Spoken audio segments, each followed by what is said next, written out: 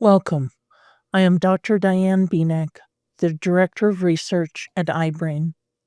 Thank you for joining us in the observance of the International Day of Persons with Disabilities.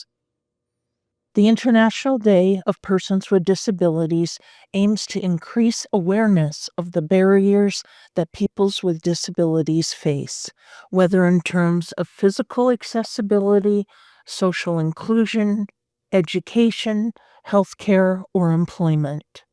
The intent is to bring together diverse voices that open the door for collaboration between organizations, professionals, and individuals who may not otherwise have connected. This network will also help develop partnerships. We hope that with this community in place, we can facilitate larger scale conferences and events and continue to educate, engage, and inspire. This special day aligns with iBRAIN's mission, which is to research, develop, and implement special education and related services for students with brain injury and brain-based disorders. Diagnoses of some of our students at iBRAIN are shown here.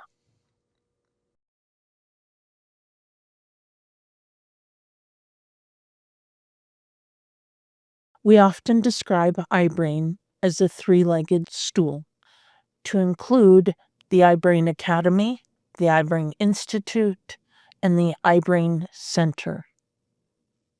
The iBRAIN Academy supports each student with an individualized education program. There are various departments that support cognitive, communication, and social development. Physical therapy, occupational therapy, speech and music therapy, and the social work department support physical development and behavioral and environmental support. The iBRAIN Institute comprises of the Department of Research and the Department of Postgraduate Education and Continuing Education. Collectively, their goals are to apply and expand algorithmic approaches for advancing cognitive behavioral interventions, also to foster education and training for the development of interventionists and continuing education accreditation courses. Also, to conduct evidence-based research that integrates systematic assessments of clinically relevant scientific evidence that relates to the student's condition with the clinician's experience and the family's needs and preferences. The iBRAIN Center is currently in development, with more details coming in the future. It is envisioned to be an Article 28 outpatient clinic that will serve adults with acquired brain injury, as well as a broad diversity of brain-based disorders. We are pleased to have various individuals within the community to serve as panelists. It is my pleasure to introduce Dr. Robert Love. Dr. Love is a neuroscientist and entrepreneur renowned for his work in brain health and Alzheimer prevention. His research has contributed to understanding neurodegenerative diseases, including Alzheimer's and dementia, and their potential overlaps with traumatic brain injuries. As the creator of BetterMemorySystems.com, Dr. Love provides evidence-based resources and practical strategies for optimizing cognitive health through dietary approaches, mindfulness, and natural supplements.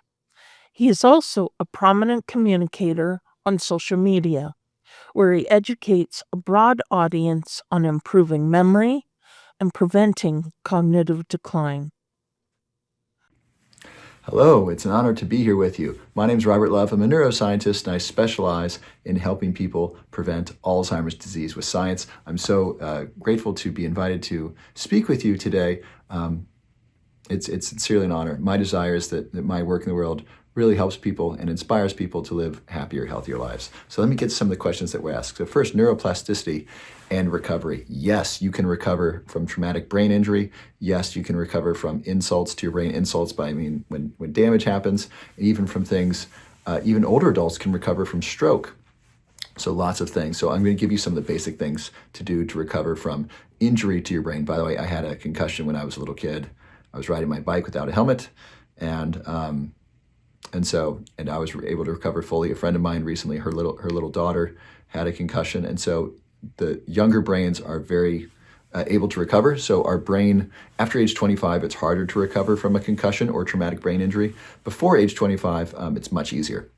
And so some things you can do. Number one is you want to get really good sleep. That's when your brain can recover. Number two is to avoid unhealthy foods. Avoid the ultra-processed foods. Avoid the high sugar foods and the foods with lots of added chemicals and basically the ultra-processed foods that come in a package. You want to eat lots of organic fruits and vegetables, and in particular, healthy fats and healthy protein. Some of the best brain foods for recovery for traumatic brain injury and to enhance neuroplasticity are healthy fatty fish, salmon, mackerel, anchovies, sardines, and herring. They smell SMASH, S-M-A-S-H. SMASH fish. Dr. Dale Bredesen, a medical doctor from UCLA and the Buck Institute of Aging, shared that acronym. So salmon, mackerel, anchovies, sardines, and herring. Make sure you get wild caught salmon and get Atlantic mackerel, not king mackerel. So those healthy fatty fish. Your brain outside of water is made primarily of fat, and so it's very important that you give your brain healthy fats to nourish it. Another great fat that is terrific for your brain is called MCT oil. MCT oil, that stands for medium chain triglyceride oil. It's basically the very best part of coconut oil. What happens is your liver takes MCT oil, turns that fat into brain energy. It's called ketone bodies. So that's a really good thing just to improve brain function. I had MCT oil today in my coffee. It's really great. It feels really good for the brain. It's terrific. And it's great for older adults as well who are struggling with brain fog. So those are a couple things that you can eat. And then regular exercise. Exercise is medicine for your brain. Wherever you are, whatever happening in your life regarding your brain, exercise can be really beneficial, assuming it's safe for you to do so. Exercise increases growth factors that can help repair the brain and maintain a healthy brain. One of those growth factors is called brain-derived neurotrophic factor, BDNF. That's a growth factor that facilitates the growth of new brain cells and new neural connections. And I mentioned sleep. This is an Oura ring. This helps measure my sleep, and makes sleep a priority. Makes sleep and exercise and good food a priority, and those are really good for helping repair your brain, enhancing neuroplasticity. And then family and community support. This is really, really important. I just had a call with a client yesterday. She's a caregiver for her husband who has memory loss. And I said to this woman, please, do you have people you can talk to? Do you have a supportive community who you can rely on? She said no. So please develop friendships with people, and please ask for help when you need help. Ask for help from friends and family. And then if you can give help, please give help. Please be a supportive member of your community. It's very hard to do this alone. And I'm successful today because I've gotten so much help from friends and family in my community for years. And that's enabled me to grow and to be of service to other people. And so if you need help, please ask for help. If you need community support, especially if you're lonely, loneliness is very, very dangerous. So if you don't have a good friend group, or if you don't have friends you see or speak to on a regular basis, speak up and see if you can find someone. There's lots of communities online you can join, or go to events where you can meet people, but please develop good friendships. Good friendships are not only enjoyable, but they're also very important for your mental health. So please try to be a good friend. Number one, be a good friend. If you want good friends, be a good friend. Be kind, be loving, listen well. Almost everyone loves to be listened to. So please be a good friend to others, be of support to others, and then when you need help, please ask for help from your friends and your community. Lastly, I want to leave you with a personal message of empowerment. So I have attention deficit disorder, ADHD. I was diagnosed with that when I was a kid. I was a slow learner in school. I was behind in my class when I was in lower school and some of middle school. It wasn't until high school that I really started to do well.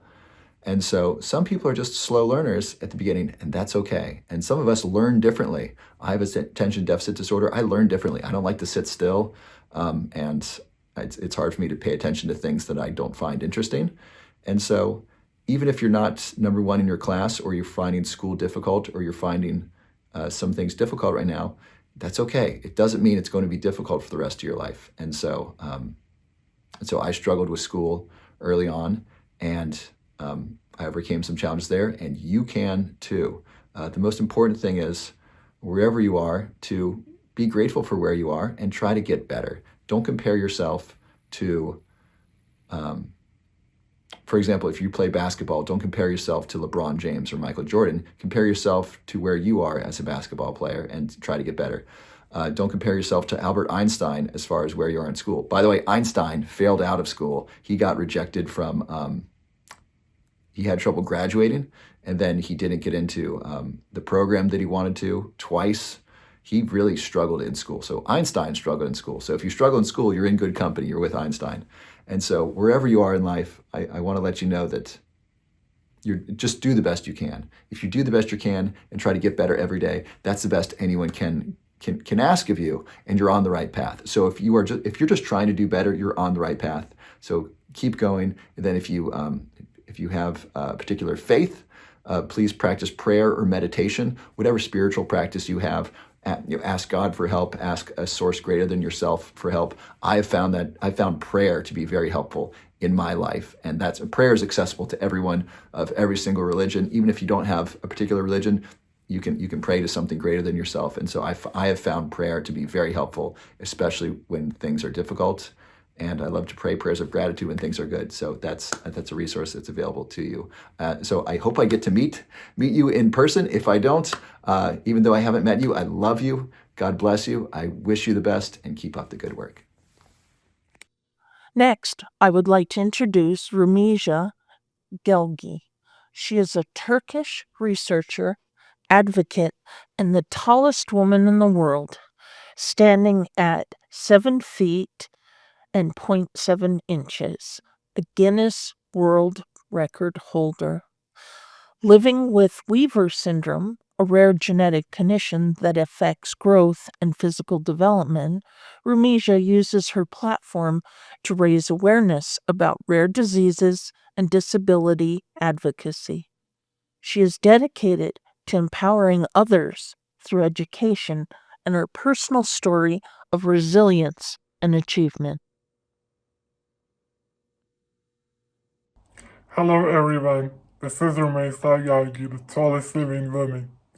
I am happy to share a message with the amazing students of the International Institute for the Brain and their wonderful families. I was born with a rare overgrowth condition called Weaver syndrome, which is the reason behind my height of over 7 feet, and why I hold the title of the tallest living woman. In addition to my height, Weaver syndrome has brought some physical limitations into my life. I have scoliosis, which is spinal curvature, and underwent surgery 11 years ago. I also walk with a walker and use a wheelchair most of the time. Even though my childhood was filled with challenges, I was fortunate to have the most supportive family who described me as someone very special rather than someone sick. They always pushed and encouraged me to go further in life. My parents are still my best friends, and my siblings continue to be a source of support. I firmly believe that having a strong circle of caring people around is essential for staying positive and motivated, especially for those of us with visible differences or disabilities. The families and caregivers at the International Institute for the Brain, I would like to say that your role is invaluable. The love, patience, and unwavering faith you show your children make the impossible possible. My own family demonstrated that being there emotionally and physically can create miracles. Encourage your children to dream big and remind them that their individuality is their strength. Your dedication builds a foundation of confidence and hope that lasts a lifetime. To those living with unique conditions, I want to remind you that your story matters. Sharing your experiences can inspire others and help create a more inclusive and understanding world. Advocacy isn't just about making your voice heard. It is about showing people the incredible potential that lies within every one of us, no matter the obstacles we face.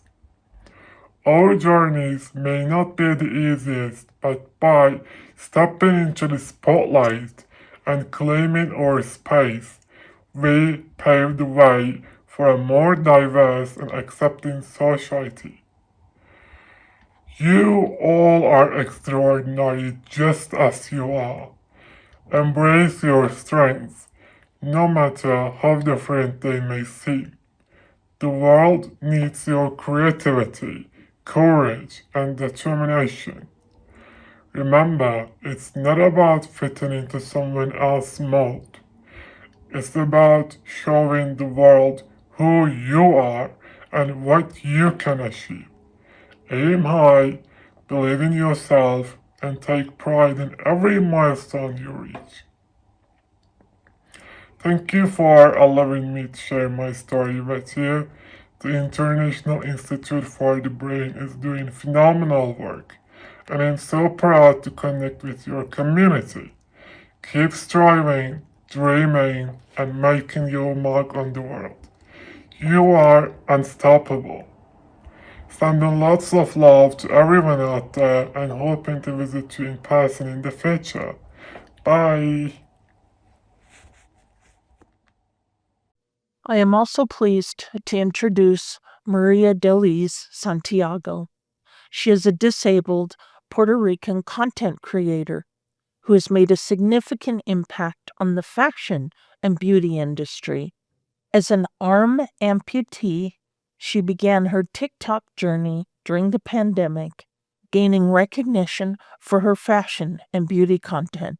She is a powerful voice for the disabled and Latinx communities, using her platform to increase representation and visibility. Hi, students of iBRAIN. It is so great to be with you all today. As you may or may not know, December 3rd is International Persons with Disabilities Day, and I'm here to share a little message with you guys in hopes to inspire and encourage you all. I'm proud to say that I'm disabled. I was born with a genetic disorder called ulnar memory syndrome. I am 29 years old and I'm a fashion and beauty influencer. Growing up, I knew that I was really passionate about art. Whether that was film, music, fashion, beauty, I always had a desire to do something in the arts, but I didn't really see people who looked like me in those spaces. And so for a really long time, that made me feel like I couldn't be successful or good at doing anything that had to do with the arts. Until one day, I was really unhappy with what I was doing and where I was working. So I just decided to say, you know what? I love beauty. I love fashion. I'm gonna take my camera, I'm gonna start filming, and we'll see what happens. And now I'm here today. I've worked with countless of beauty brands, countless fashion brands. I've been working with Maybelline, one of the biggest beauty companies in the world. My goal as a content creator is to challenge the beauty and fashion industry to become more inclusive and accessible for people with disabilities, for people just like me and you. The good news is the world is changing for the better.